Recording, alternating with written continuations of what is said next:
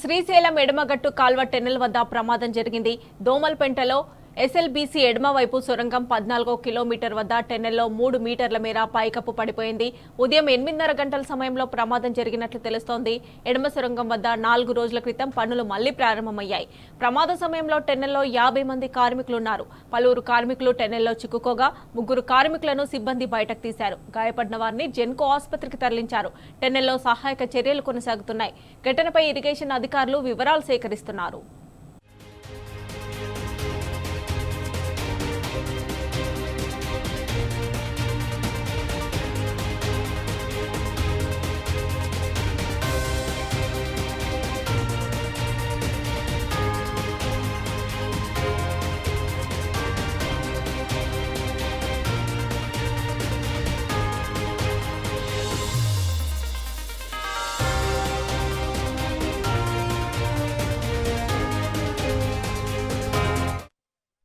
ఇదే అంశానికి సంబంధించి మరిన్ని డీటెయిల్స్ మా ప్రతినిధి శేఖరాచార్య అందజేస్తారు.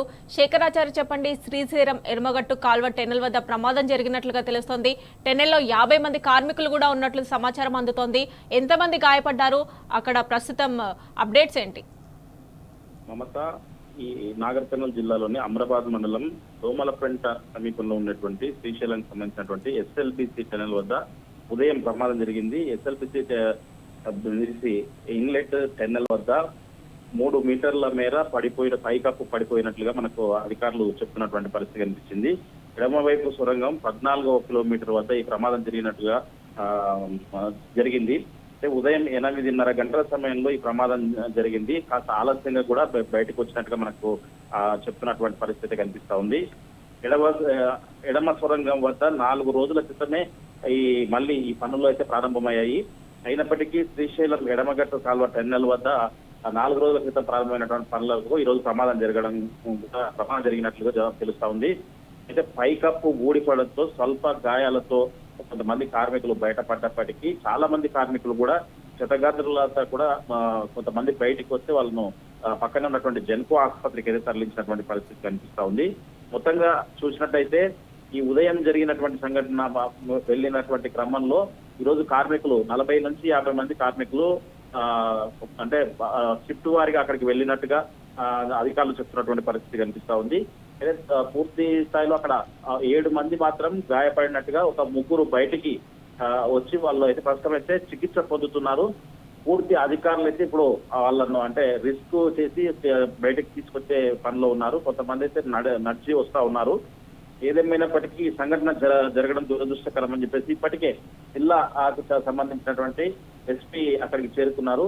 ఈ రెస్క్యూకు సంబంధించినటువంటి ఆపరేషన్ లో వాళ్ళంతా కూడా నిమగ్నమై ఉన్నటువంటి పరిస్థితి కనిపించింది. అయితే ఒక్కసారిగా ఈ టెన్నెల్ పైకప్పు కూలడంతో వాటర్ లీకేజ్ చేసి 80 మీటర్ల మేర వాటర్ కూడా వచ్చినట్టుగా అక్కడ అధికారులు చెప్తున్నటువంటి పరిస్థితి కనిపిస్తా ఉంది. అయితే అక్కడ పూర్తి స్థాయిలో ఆంక్షలు కూడా విధించారు. ఎవరిని కూడా దగ్గరికి రానివ్వకుండా, ఫోన్లు అంటే వీడియోస్ తీయకుండా, ఫోటోస్ తీయకుండా ఆంక్షలు పెట్టినటువంటి పరిస్థితి కనిపిస్తా ఉంది. మరి కాసేపట్లో ఉన్నతాధికారుల ఆదేశాల మేరకు తర్వాత సీఎం రేవంత్ రెడ్డి కూడా స్పందించినట్టుగా మనకు సమాచారం కూడా వస్తా ఉంది.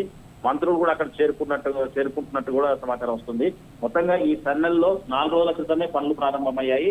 4 రోజులుగా పెండింగ్ లో ఉన్నటువంటి ఈ పనులు 4 రోజుల క్రితం ప్రారంభమైనప్పటికీ ఈ రోజు ప్రమాదం జరగడంపై కూడా పలు అనుమానాలు వ్యక్తం చేస్తున్నటువంటి పరిస్థితి కనిపిస్తా ఉంది.